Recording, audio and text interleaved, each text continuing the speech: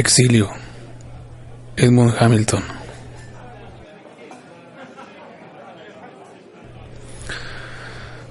Lo que daría por no haber hablado de ciencia ficción aquella noche.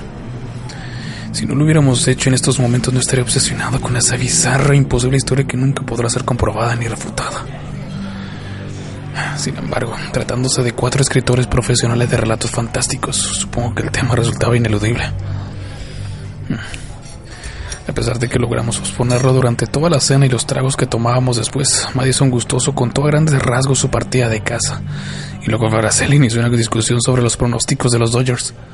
Más tarde me vi obligado a desviar la conversación al terreno de la fantasía.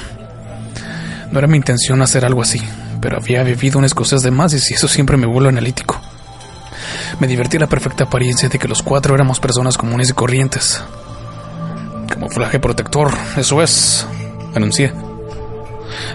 ¿Cuánto nos esforzamos por actuar como chicos buenos, normales y ordinarios? Bracel me miró, un poco molesto por la abrupta interrupción. ¿De qué estás hablando? De nosotros 4, respondí. Qué espléndida imitación de ciudadanos hechos y derechos. Pero no estamos contentos con eso. Ninguno de nosotros. Por el contrario, estamos violentamente insatisfechos con la Tierra y con todas sus obras. Por eso nos pasamos la vida creando uno tras otro mundos imaginarios. Supongo que el pequeño detalle de hacerlo por dinero no tiene nada que ver, inquirió Bracel escéptico. Claro que sí, admití. Todos creamos nuestros mundos y pueblos imposibles, mucho antes de escribir una sola línea, ¿verdad? Incluso desde nuestra infancia, ¿no? Por eso no estamos a gusto aquí. Nos sentiremos mucho peor en algunos de los mundos que describimos, replicó Madison. En ese momento Carrick, el cuarto del grupo, intervino en la conversación. Estaba sentado en silencio, como de costumbre, copa en mano, meditabundo, sin prestarnos atención. Carrick era raro en muchos aspectos, sabíamos poco de él, pero lo apreciábamos y admirábamos sus historias. Había escrito algunos relatos fascinantes, minuciosamente elaborados en su totalidad sobre un planeta imaginario. Lo mismo me ocurrió a mí en una ocasión, dijo Madison. ¿Qué?, preguntó Madison. Lo que acabas de sugerir. Una vez escribí sobre un mundo imaginario y luego me vi obligado a vivir en él, contestó Carrick. Madison soltó una carcajada. Espero que haya sido un sitio más habitable que los escalofriantes planetas en los que yo planteo mis embustes. Carrick ni siquiera sonrió. De haber sabido que viviría en él, lo habría creado muy distinto, murmuró. Bracel, tras dirigir una mirada significativa a la copa vacía de Carrick, nos guiñó un ojo y pidió en voz melosa: Cuéntanos cómo fue, Carrick. Carrick no apartó la mirada de su copa mientras la giraba entre sus dedos al hablar. Se detenía entre una frase y otra. Sucedió inmediatamente después de que me mudara junto a la gran central de energía. A primera vista parecía un lugar ruidoso, pero en realidad se vivía muy tranquilo a las afueras de la ciudad, y yo necesitaba tranquilidad para escribir mis historias. Me dispuse a trabajar en la nueva serie que había comenzado, una colección de relatos que ocurrían en aquel mundo imaginario. Empecé por crear detalladamente todas las características físicas de ese mundo y del universo que lo contenía. Pasé todo el día concentrado en ello, y cuando terminé, algo en mi mente hizo clic. Esa breve y extraña sensación me pareció una súbita materialización.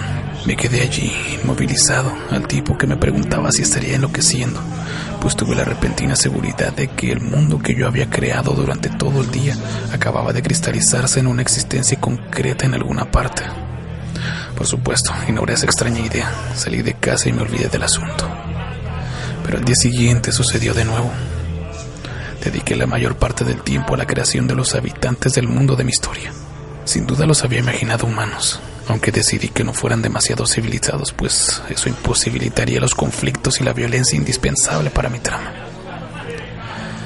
Así pues, había gestado mi mundo imaginario, un mundo de gente que estaba a medio civilizar. Imaginé todas sus crueldades y supersticiones, herí sus bárbaras y pintorescas ciudades, y justo cuando terminé, aquel clic resonó de nuevo en mi mente. Entonces sí me asusté de verdad, pues sentí con mayor fuerza que la primera vez esa extraña convicción de que mis sueños se habían materializado para dar paso a una realidad sólida. Sabía que era una locura, sin embargo, en mi mente tenía la increíble certeza. No podía abandonar esa idea. Traté de convencerme de descartar tan loca convicción. Si en verdad había creado un mundo y un universo con solo imaginarlos, ¿dónde se hallaban? Desde luego no en mi propio cosmos. No podría contener dos universos completamente distintos el uno del otro. Pero ¿y si ese mundo y este universo de mi imaginación se habían concretado en la realidad en otro cosmos vacío? Un cosmos localizado en una dimensión diferente a la mía. Uno que contuviera solamente átomos libres, materia informe que había adquirido forma hasta que, de alguna manera, mis concentrados pensamientos les hicieron tomar las imágenes que yo había soñado. Medité esa idea de la extraña manera en que se aplicaban las leyes de la lógica y las cosas imposibles.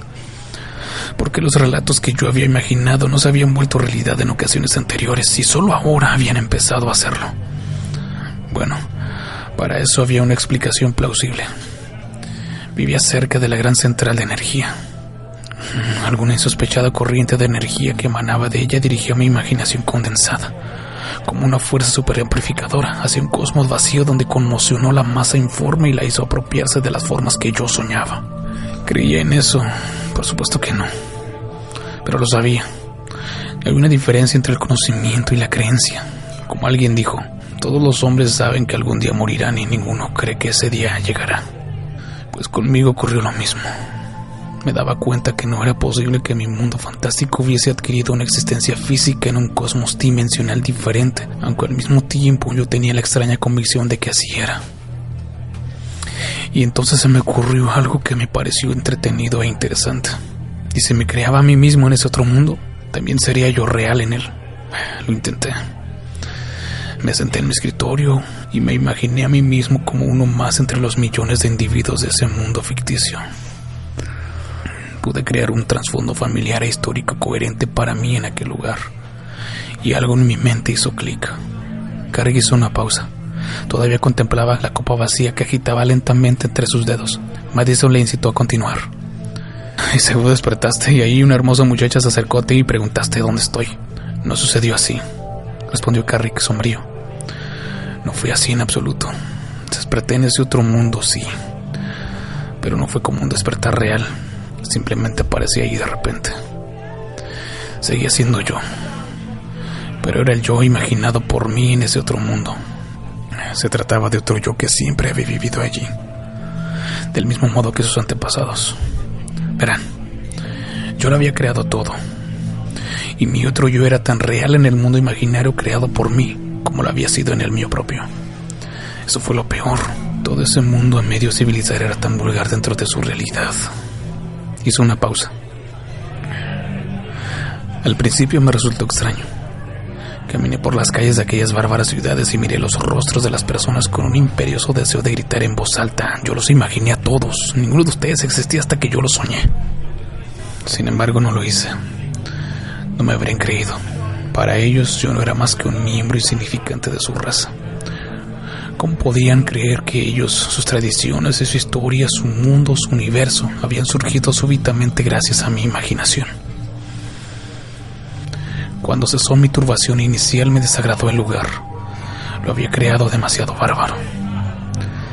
Las salvajes violencias y crueldades que me habían parecido tan seductoras como material para una historia eran aberrantes y repulsivas en mi propia carne. Solo deseaba volver a mi mundo y no pude regresar. No había forma. Tuve la vaga sensación de que podría imaginarme de vuelta en mi mundo así como había imaginado mi viaje a ese otro. Pero fue en vano. La extraña fuerza que había propiciado el milagro no funcionaba en la dirección contraria. La pasé bastante mal al percatarme de que estaba atrapado en un mundo desagradable, extenuado y bárbaro. Primero pensé en suicidarme. Sin embargo, no lo hice. El hombre se adapta a todo, y yo me acoplé lo mejor que pude al mundo creado por mí. ¿Qué hiciste allí? Quiero decir, ¿qué función cumpliste?, preguntó Brazel. Carrick encogió los hombros. No dominaba las habilidades y destrezas del mundo que había creado. Solo poseía mi propio oficio, el de contar historias. Empecé a reír. No querrás decir que empezaste a escribir historias fantásticas. Él asintió sombrío. No me quedó más remedio. Era lo único que podía hacer. Escribí historias sobre mi propio mundo real. Para esa gente mis relatos eran de una imaginación desbordante. Y les gustaron. Nos echamos a reír pues Carrick permaneció mortalmente serio. Madison llevó la broma hasta sus últimas consecuencias. ¿Y cómo te las arreglaste para regresar finalmente a casa desde ese otro mundo que habías creado? nunca regresé a casa, respondió Carrick con un amargo suspiro.